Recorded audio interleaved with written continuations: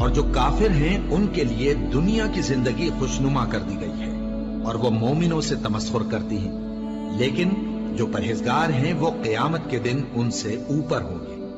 اور اللہ جس کو چاہتا ہے بے حساب رزق دیتا ہے۔ زین للذین کفروا الحیات الدنیا، اصل کانٹے کی بات اب یہاں آئی ہے، اور یہ خاص طور پر میں نے پچھلے 2-3 جمعوں میں یہ جس کو میں کہتا ہوں کہ دجالیت، coming events cast their shadows before, وہ دجال اکبر جو ہے اس سے پہلے یہ دجالیت کے سائے جو آ چکے ہیں، ان دجالیت کے سائے ان کا جو کیا ہے اصل لب لباب کیا ہے کہ حیات دنیاوی مزین سے مزین تر ہوتی جا رہی ہے، ٹھاٹ باٹ عیش،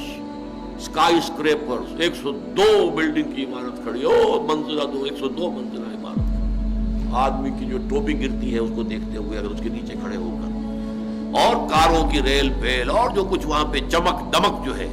نظر کو خیرہ کرتی ہے، چمک تہذیب حاضر کی۔ تو جیسے جیسے یہ سائنس اور ٹیکنالوجی بڑھی ہے اس نے اس دنیا کی زندگی کو خوب اور مزین کر دیا اور مزین کر دیا اور مزین کر دیا، تاکہ سب کے سب اسی کے مرید، اسی کے طالب، اسی کے عاشق بن جائیں اور دنیا ہی ان کا مطلوب و مقصود بن کر رہ جائے، اس سے آگے کی کوئی سوچ ہی نہ رہے۔ زین للذین کفروا الحیات الدنیا، مزین کر دی گئی ہے کافروں کے لیے دنیا کی زندگی، وَيَسْخَرُونَ مِنَ الَّذِينَ آمَنُوا، اور مذاق اڑاتے ہیں یہ اہل ایمان کا۔ یہاں بھی پیچھے دیکھیے وہی منافقوں کے کردار، وہ ہنسا کرتے تھے، چنانچہ سورہ بقرہ کے دوسرے رکوع میں بھی ہے، جب ان سے کہا جاتا تھا وَإِذَا قِيلَ لَهُمْ آمِنُوا كَمَا آمَنَ النَّاسُ قَالُوا وَنُؤْمِنُ كَمَا آمَنَ السُّفَهَاءُ، جب ان سے کہا جاتا بھائی اللہ کے بندو تم بھی ایمان لاؤ جیسے دوسرے لوگ ایمان لائے، وہ تو ایمان کے لیے اپنا سب کچھ تن من دھن دینے کے لیے ہر وقت تیار ہے، یہ تمہیں کیا ہو جاتا ہے؟ تو وہ کہتے تھے کہ کیا ہم ایسے ایمان لائیں جیسے یہ بے وقوف لوگ ایمان لائیں؟ یہ تو بے وقوف ہے، سفہاء ہے، انہیں اپنے خیر کی فکر نہیں، اپنے شر کا خوف نہیں، اپنے مفادات کا کوئی خیال نہیں، اپنے مستقبل کا، اپنے کیریئر کا کوئی خیال نہیں، اپنی اولاد کی مستقبل کی فکر نہیں، کچھ نہیں۔ یہ تو معلوم ہوتا ہے کہ فینیٹکس ہیں، دیوانے ہیں، پاگل ہو گئے، مجنون ہو گئے، یا مکے میں حضور کو مجنون کہا گیا تھا، یا یہ ہے کہ اب یہ صحابہ کرام جو تھے یہ مجنون تھے، پاگل تھے، فینیٹکس تھے۔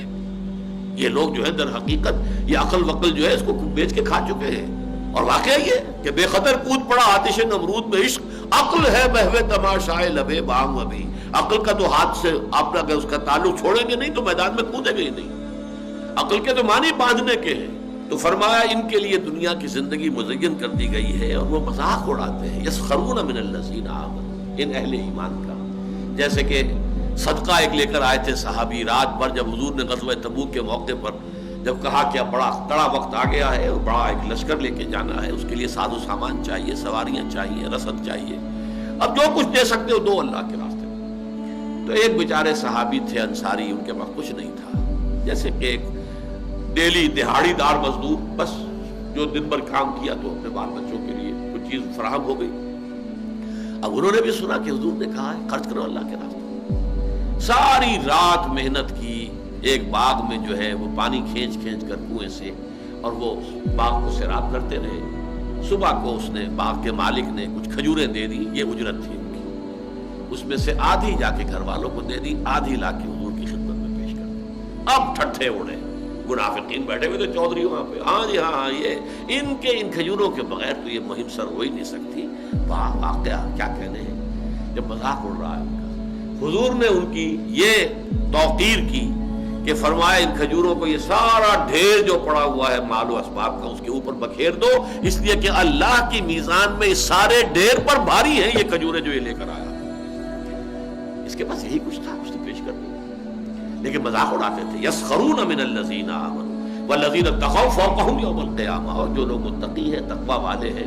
یہ ان سے بالا تر ہوں گے قیامت کے دن، پھر وہ ہنس رہے ہوں گے۔ سورہ مطففین میں تو یہاں تک بھی آیا ہے کہ وہ پھر ہنسیں گے، اہل ایمان بیٹھ کر ان منافقوں کا حشر جب دیکھیں گے تو ان پر ہنسیں گے۔ علی الارائک ینظرون، پھر وہ یضحکون جو ہے جو پہلے دنیا میں وہ ہنسا کرتے تھے اس وقت وہ ہنسیں گے۔ والذین اتقوا فوقہم یوم القیامہ واللہ یرزق من یشاء بغیر حساب، اور اللہ تعالیٰ جس کو چاہتا ہے بغیر حساب نواز دے گا، جو چاہے گا دے گا، اس کا کوئی حساب کتاب ہی نہیں ہو۔